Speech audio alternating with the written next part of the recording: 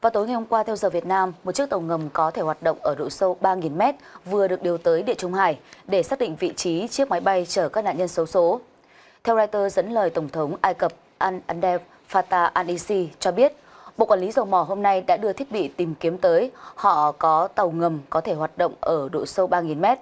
Nó được điều đi theo hướng vị trí máy bay rơi vì chúng ta đang nỗ lực để tìm kiếm hộp đen.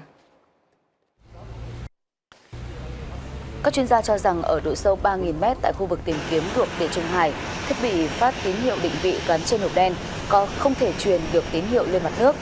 Hải quân Ai Cập đã tìm thấy một số thi thể nạn nhân, mảnh vỡ và vật dụng cá nhân trôi trên Địa Trung Hải, cách thành phố Alexandria gần 300 km về phía bắc. Máy bay ngay trước khi biến mất đã phát tín hiệu cảnh báo có khói trên khoang. Các điều tra viên Pháp cho hay, các tín hiệu không cho biết rõ cái gì đã gây ra khói hoặc lửa, nhưng chúng cho thấy manh mối để tìm hiểu điều đã xảy ra trước vụ tai nạn. Được biết, đến nay tất cả các khả năng đều có thể, vì vậy chúng ta không nên chỉ nói về một nguyên nhân cụ thể. Việc này có thể mất một thời gian dài, nhưng không ai có thể che giấu chúng. Ngay khi có kết quả, mọi người sẽ được biết.